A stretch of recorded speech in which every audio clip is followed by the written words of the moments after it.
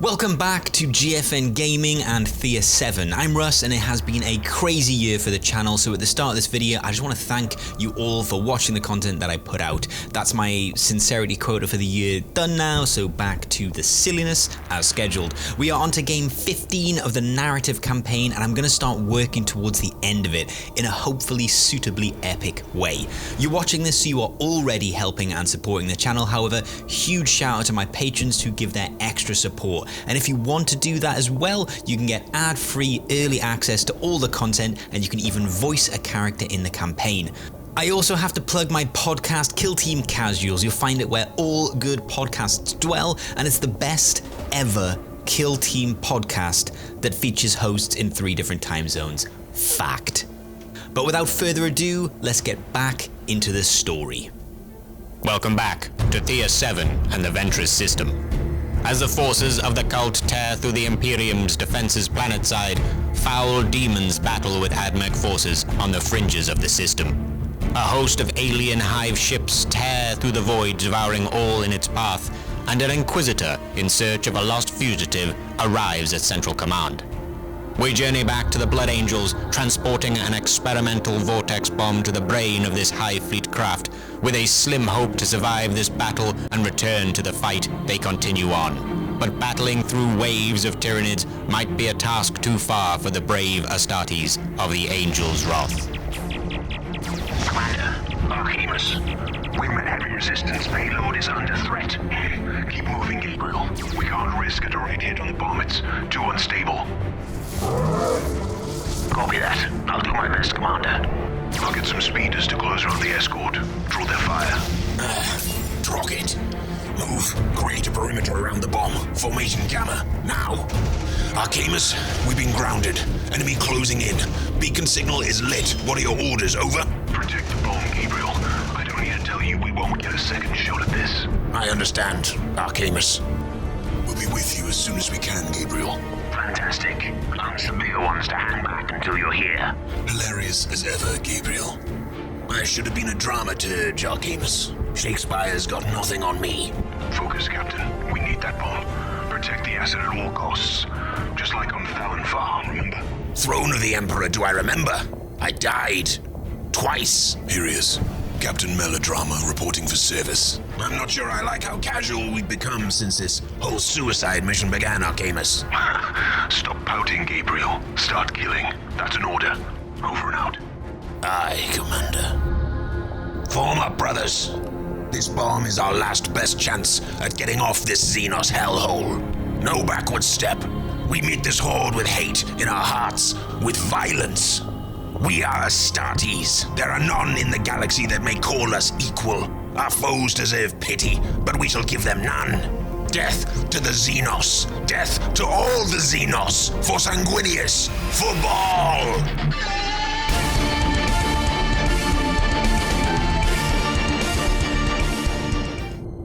In this custom mission, Squad Travoyan must defend the prototype Vortex Bomb from waves of Tyranids. Players get victory points at the end of each turning point apart from the first, and the score in the following ways. You get 2 victory points at the end of turn 2, 3 victory points at the end of turn 3, and 4 victory points if you hold the objective at the end of the game.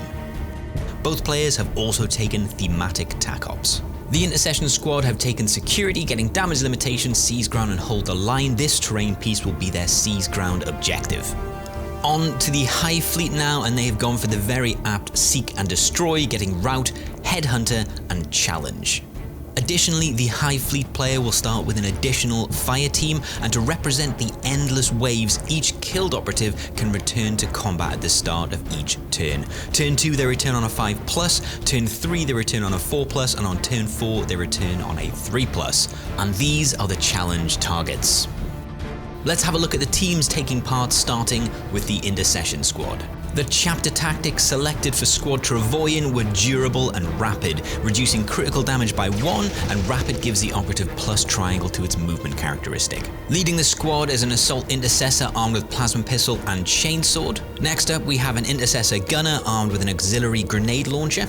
Then we have 2 Intercessor Warriors, one with Reclusium Blessed Bolt and the Scope, and the other with a Combat Blade, and all Intercessor Warriors will be using the Auto Bolt Rifle profile.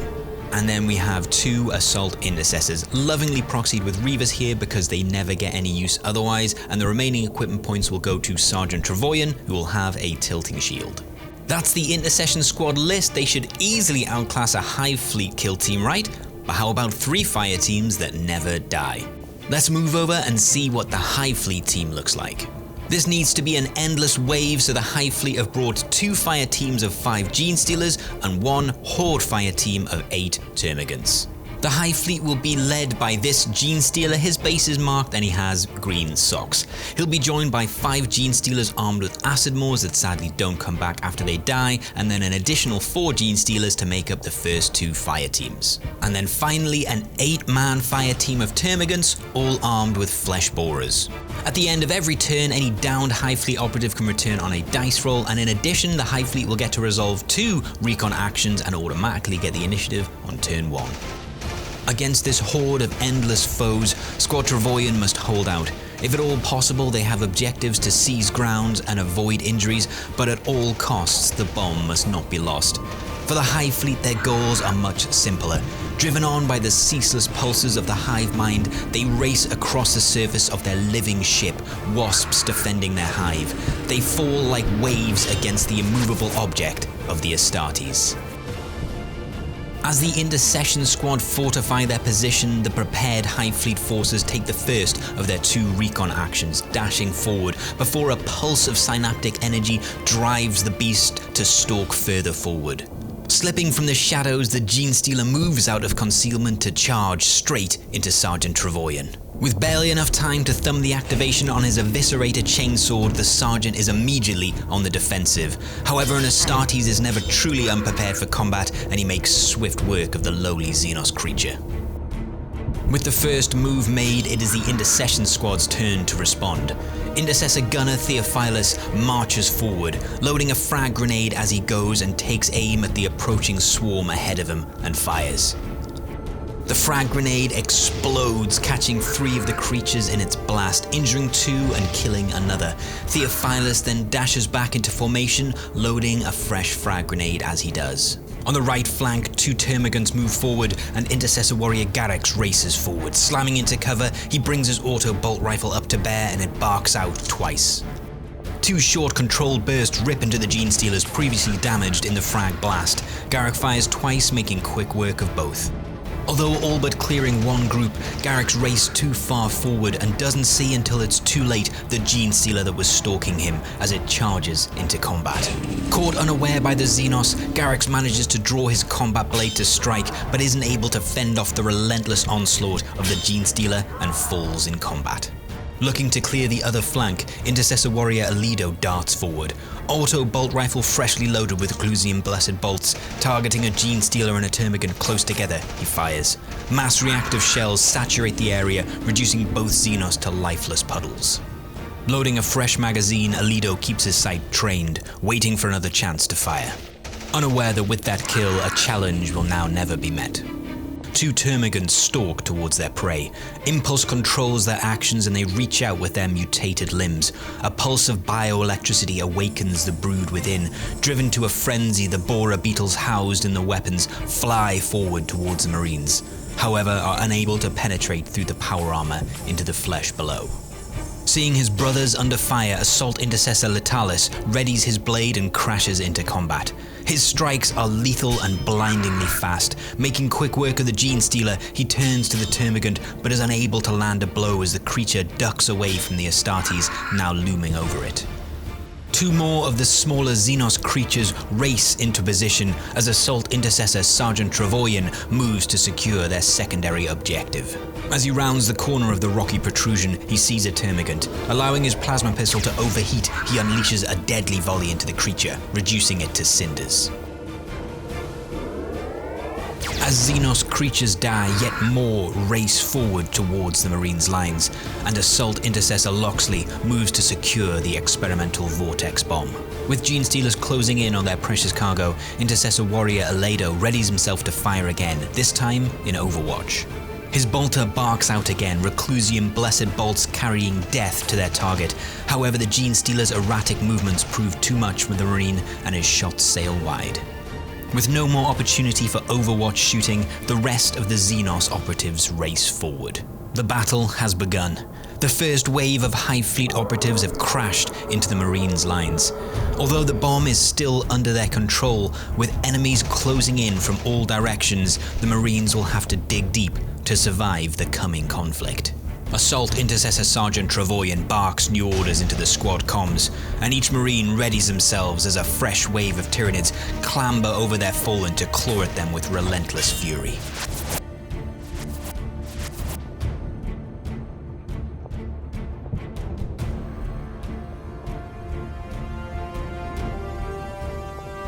Fresh Hive Fleet operatives join the battle, and Assault Intercessor Sergeant Travoyan orders his squad to hold the line at all costs. As the Marines issue their orders, Hive Fleet operatives feverishly target the Marines closest to the Vortex bomb, driven by the Hive Mind. Looking to remove the Marine's gunner, a Genestealer breaks from cover and crashes into Theophilus. Rending claws rake down his armor, leaving deep wounds, but neither operative is able to land the killing blow. With the sounds of fresh combat ringing in his ears, Assault Intercessor Letalis acts. Crashing his boot into the Termagant at his feet, he crushes the poor beast, before wheeling and charging into the Genestealer now harrying Theophilus. With his brother's aid in combat, he removes the creature's head from its body with a lethal strike. Bearing witness to this lethal performance from the Marines, two Termagants move forward, still targeting the Marine gunner. Deadly boring beetles fly towards the Marine, a few scoring through the armor, but Theophilus still stands. Looking to protect the bomb from approaching Genestealers, Intercessor Warrior Alido takes aim and fires. With deadly accuracy, the Marine drops both Genestealers, Reclusium blessed bolts leaving nothing left of the Xenos creatures. With the approach cleared, Alido moves back into formation, protecting the bomb. As he does, a Termagant cries out and crashes into combat with the Marine, however stalks around him, not willing to attack. Before the Marines can react, another Termagant moves, racing forward to get line of sight onto Loxley guarding the bomb, and fires with its flesh borer. Borer bugs leap into action at an impulse command from the Hive Fleet operative and surround the Marine. Some score through the armor, but the Marine still stands. Free from combat, Gunner Theophilus once again targets a group of enemy operatives with his grenade launcher and fires. A frag grenade explodes, causing a chain reaction of explosions that engulf both Genestealers. After the smoke clears, both are felled. Wheeling to face the nearest enemy, Theophilus lets loose a salvo from his bolt rifle, punching ragged holes into the Termagant, taking it out of action. Theophilus then moves back into formation around the bomb. With so many Hive Fleet operatives felled, he allows himself some small measure of hope in the face of this unending horde. The last of the Hive Fleet operatives move, and Sergeant Travoyan rounds the boulder, activates his eviscerated chainsword, and charges into the Termagant. The combat is brief and uneventful.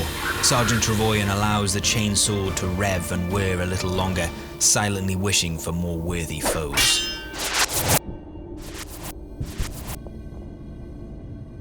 The Marines were unable to hold their line as a fresh wave of Hive Fleet operatives charge into the kill zone. However, they were able to avoid losing any operatives, but how long will their luck hold? Looking to dull this new offensive, Sergeant Travoyan dashes around the boulder, allowing the power coils on his plasma pistol to overcharge. He rounds the corner, takes aim, and fires. Molten hot plasma melts a Genestealer in its tracks, but there are too many. Having to abandon the objective, he races back away from the bomb, looking to draw the enemy towards him rather than their cargo. Looking to capitalize on their position, a Termagant charges into Theophilus. Claws bite into the Marine's flesh, but the Termagant is easily crushed under the boots of the Intercessor Warrior. Sensing a soft target, another of the Termagants race forward before the Marines can react. Targeting the gunner again, Theophilus is showered in borer bugs. His screams echo through the squad comms as they bore through his flesh, taking him out of action. Looking to clear the deployment zone, Assault Intercessor Loxley slams into the Termagant ahead of him. The Termagant is dispatched with ease under the stomping boots of both Marines.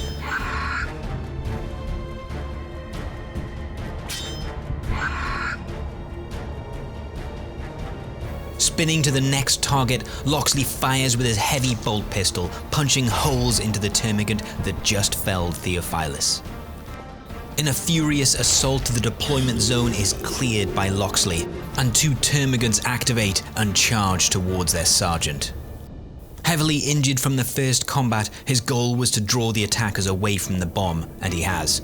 Flesh borer bugs race towards the Marine, boring deep holes in his armor and flesh as they race towards his organs.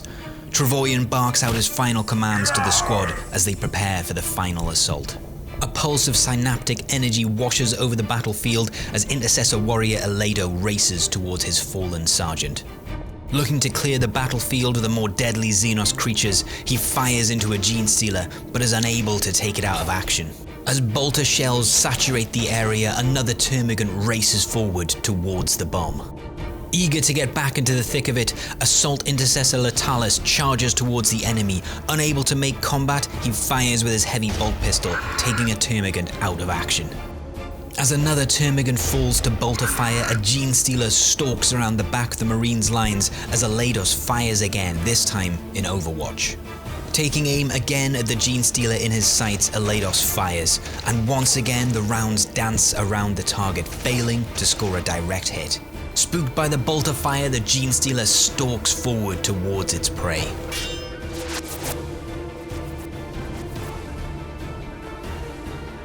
With a pulse of synaptic energy, the next wave of HIVE Fleet reinforcements arrive.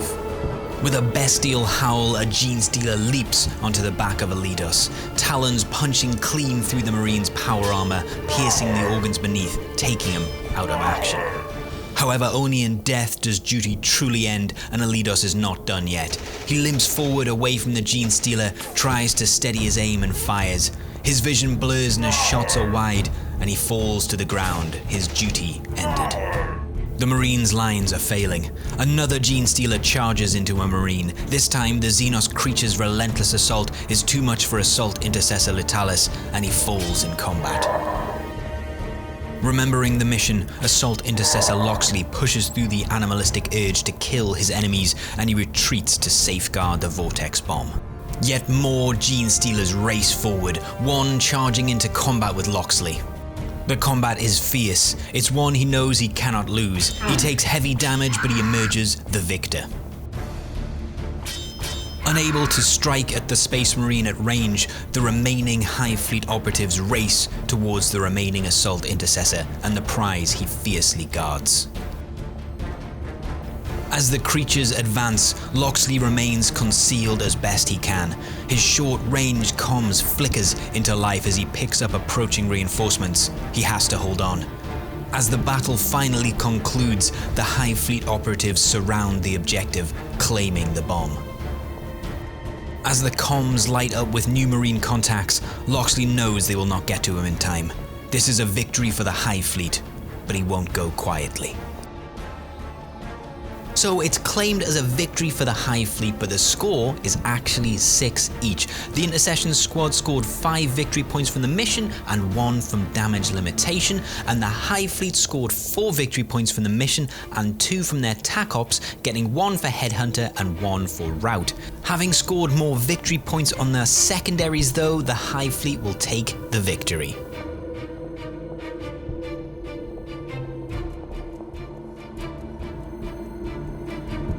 Schaefer, I'm heading out to the hab blocks now. You're lumping me with this Inquisitor and swanning off. By the light of the Emperor, Angus, I am not swanning off. We have units that went dark in the hab blocks 20 clicks south of Central Command. We put this off too long already. That stuff can wait. We lost contact with the hab blocks about a week before these attacks started. Plus, none of the sensors on the southern approach have registered any contacts and they're all still working. So, we have a black hole of death 12 miles away, but as long as it isn't getting any closer, never mind then? Well, aye, pretty much. Let's kill the enemy we can see for now before we start unearthing any new ones, eh? It is not just that, Schaefer. Aye, let's hear it then. I received a scrambled communicate from Dogmata Tripoli. Draw can hate that lady. Careful, Schaefer. It appears one of the units that went dark was in possession of a reliquary. Oh, reliquary. Was that a tank or something? Your knowledge of our practices is woeful, Angus, and slightly insulting. It is a collection of relics. Oh, the trinkets, aye. All reliquaries have ident signals. It would seem Dogmata Tripoli was monitoring these signals when our squad went dark. And now you have to go and find this box of finger bones and saintly knuckles then, yeah? When I return, Schaefer, you and I will have to have a talk about propriety. You've landed a fine mess on me here. I've got an Inquisitor routing out spies in my elites. I've no squads to accompany you. I'll go alone. I can move quicker that way. You'll bloody not. There's a patriarch clarting around out there who'll have a squad. And which of your squads, potentially riddled with traitors, shall accompany me on this secret, vital mission then, Schaefer? Oh, you're loving this. Darcel squad. They've just come back from a routine bug hunt on Fratos. Been a long rotation, 4 cycles on that forest world, clearing it for colonization. They've no been involved in any of this cult business. You want me to take jungle fighters? The meatheads dressed head to toe in bright green? They're jungle specialists, aye, but they're still the guard. Not much they haven't had to face. Don't you have some RBTs you can assign to me? They're going with you and that's that. Fine. I won't be long. Look after yourself. I trust Darcel's squad, and the man's unshakable. But keep this mission to yourself until we found our little leak.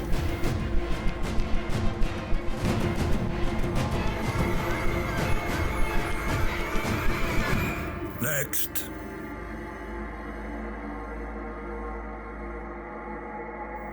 Send in the next one.